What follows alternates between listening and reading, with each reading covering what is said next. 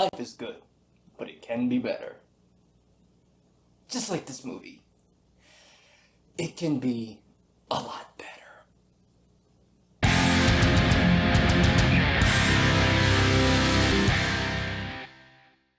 Wonder Woman 1984 was once again directed by Patty Jenkins and is also given more creative control as a writer alongside with Jeff Johns. It is a sequel to the 2017 film Wonder Woman and is the ninth installment into the DC Extended Universe.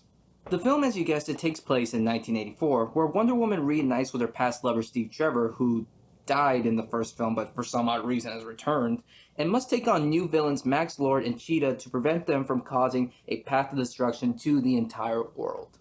I really liked the first Wonder Woman movie. It actually had a lot of spirit and a lot of emotional weight to it that I was actually pretty confident that knowing that we have a good filmmaker like Patty Jenkins and a comic book writer like Jeff Johns who know the source material very well, I was actually going into this film very confident thinking that this film was not going to let us down in any way.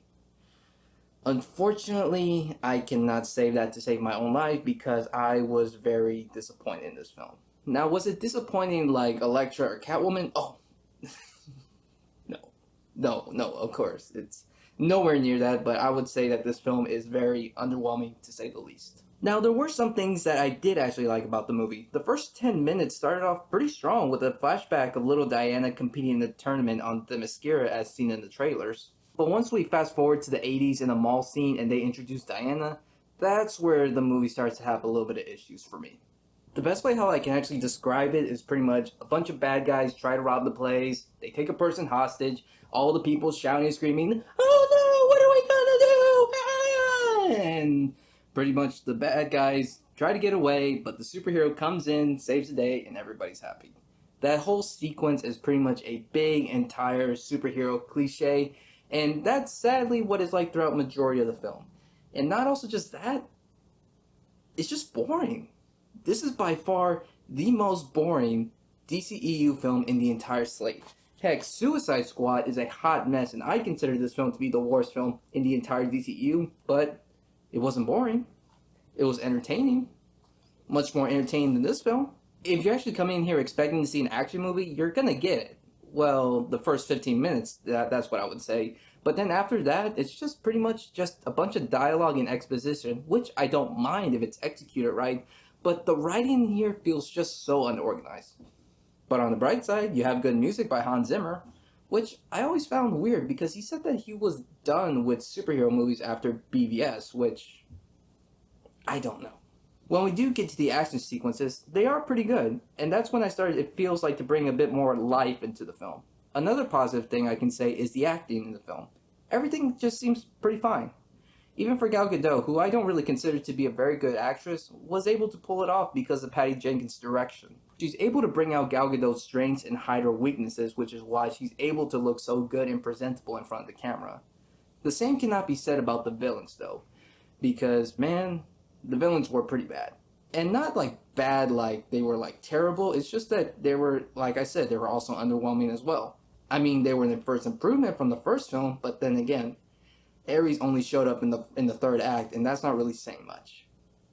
Cheetah was nerfed, and that's a shame, because Cheetah is considered widely by fans to be one of Wonder Woman's most popular villains, and I even thought it had some good momentum with the casting of Kristen Wiig.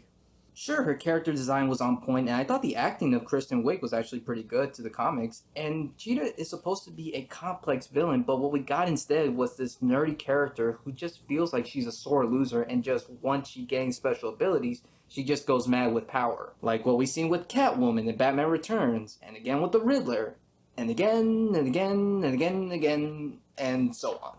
Why they keep doing the supervillain cliche element in films and not do something different is beyond me. And honestly, I think they made the wrong character the main villain. Here, Pedro Pascal plays failing businessman Max Lord, who, not gonna get into spoiler territories because I don't want to create a spoiler review, just to give everybody a heads up. He finds this mysterious object where it grants him wishes, and, pretty typical, he becomes mad with power and tries to take over the world. If I had a wish about this movie, I would wish for the main characters, well, not the main characters per se, but the main villains to be switched and make Cheetah the main villain instead.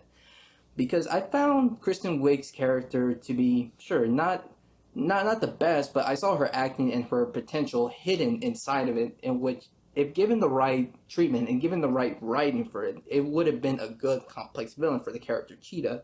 But instead, what we got instead was a second-rate character, and Max Lord is pretty much evil businessman, just trying to create shit and take over. That's pretty much what we got. Pedro, I like you as an actor. This is the way, but this is not the way how you should be treated. Now, there's actually one last good thing I can say about this film. It's the third act. There's this friend of mine who I'm still friends with. He actually says that when making a film, your first and second act can be pure shit. But if there's only one thing that can actually save your entire film from being completely bad, it is the third act. The final climax, the ending, you pretty much get the idea. And that's what this film had. It was a much more better improvement in comparison to than the third act in the first film, and that's what I thought was able to save this film being from completely wasted. Now, do I think that this film is horrible? No, of course not.